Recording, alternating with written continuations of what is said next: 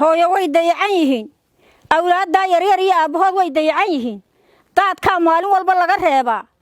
ilaahay uun baa u xil qaba caruurtii way wadarka saana afar caruur ay haystaan afartii caruur meel ay wax ka dhigtaan ma haystaan wax allaali wax income kale uga soo galaan ma jirto aan ahayn dadka jaarku waxay ku taraan iyaga aqranad kale waxaan garanayaa xuma garanayaa halkan aan joognaa hadda tagnay waxa xaafadda Faluuja ee duleedka magaalada Hargeysa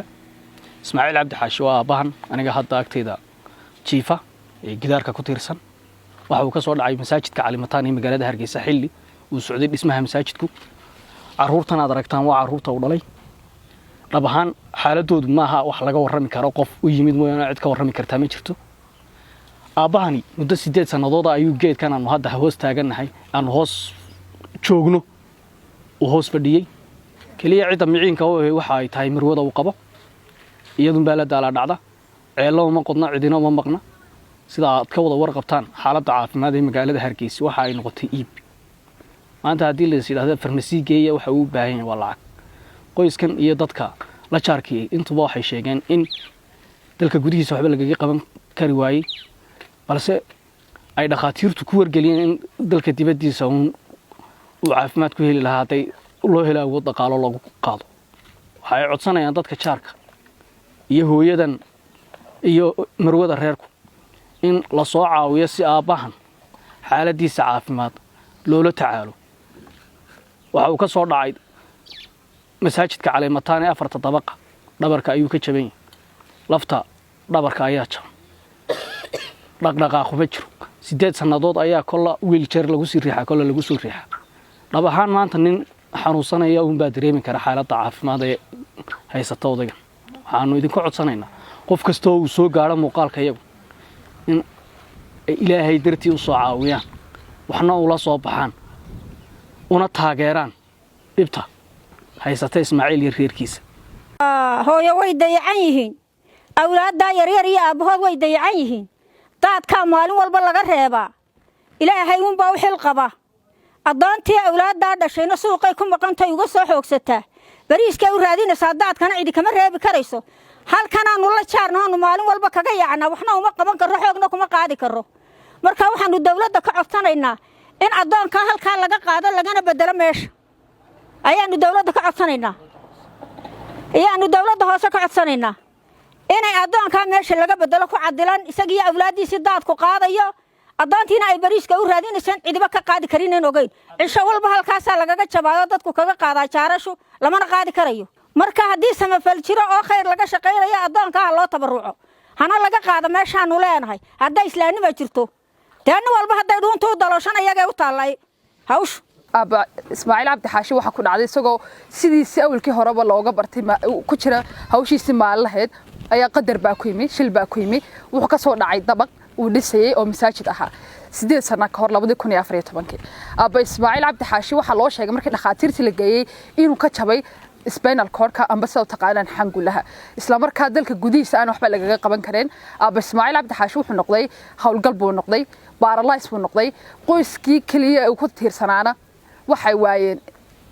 meel ay ka soo galaan dakhligii maadaama qofka kaliya ee qoyska u dhaqdhaqaaqa reerkooga ama qoysku ka soo jeedaanay ahaayeen qoys reemiya oo isagu ahaa isha kaliya oo ay haystaan isla markaa aba Ismaaciil Cabdi Xaashi iyo qoyskooga waxa soo wajahay marxalad aad u adag waxa loo waayay wax lagu geeyo dibadda aba Ismaaciil Cabdi Xaashi iyo qoyskooga duruufaha dalka ka jira wada arkaysan hadda oo la taagan yahay noloshooda 8 sano ka dambo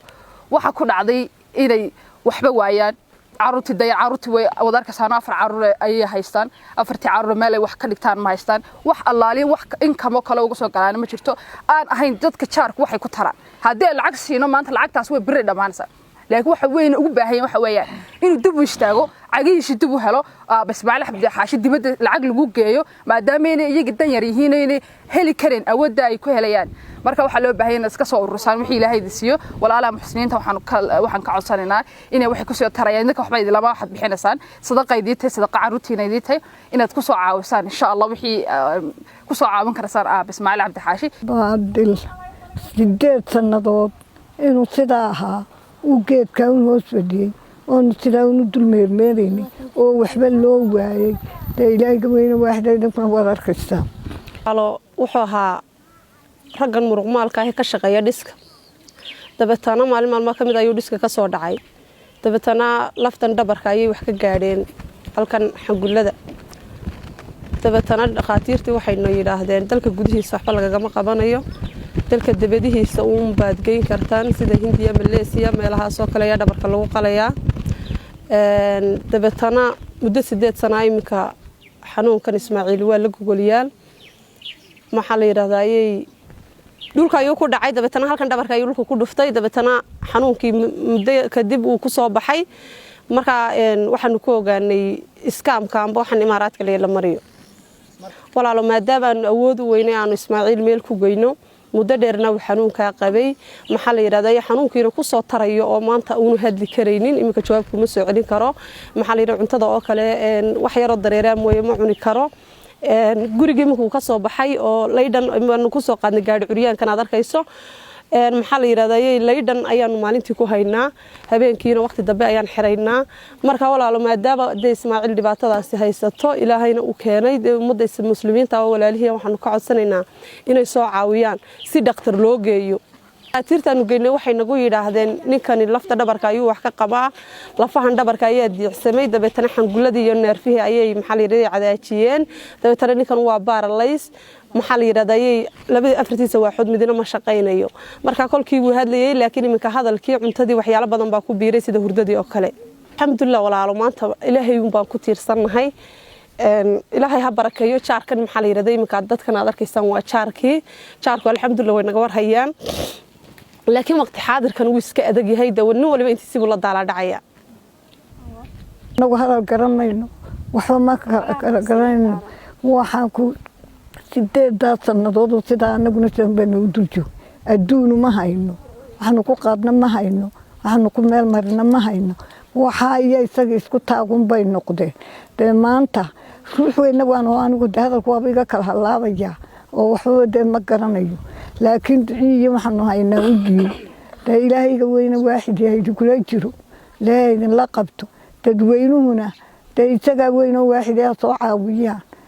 iyaga aqranad kale waxaan garanayaa xuma garanayaa hadda way soo dhaaftay jaarku intay wax u tarayeen waxaan leeyahay walaal fadhiga ha laga kaco walaalkeena tabaalaysan ha loo gurmado calaa karaan in walba xukari kara ha u keeno tijaarkeena dal iyo dibadba walaalkeen uu dhibaataysan yahay Ismaaciil Cabdi Faarax ha loo kaca baan leeyahay xanuunkiisu waa dhabarka caruurtii wataas wax barasho ma haysato gaari curyaankaas ay ku qaadaa qof dumarana waad garanaysaan oo la farag habeen iyo maalin barogayso kolba dhinacani rog dhinacani qaad maalintii harka yar bay keentaa habeenkiina hantida yar halkaas ay ku riixdaa marka waxaan leeyahay walaalaha muxsiniinta walaalu kaca gaari curyaankaas lagu riixaa ma kici karo ma hadlayo cunto ma cunayo wax dareere mooyaan wax kaawa ma cunayo marka waxaan ka codsanaynaa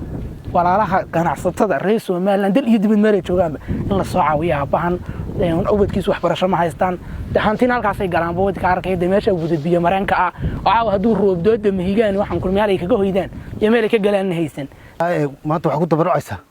wadigaas maanta aad masaajidka caalimada ka soo dhacay imika muddo 8 sano duliyaal buu marka insha Allah cidtiiso wata wada arkayo halka ka kari waxaan kulada wax ka qaba waxaan kulada ilaa dhabarka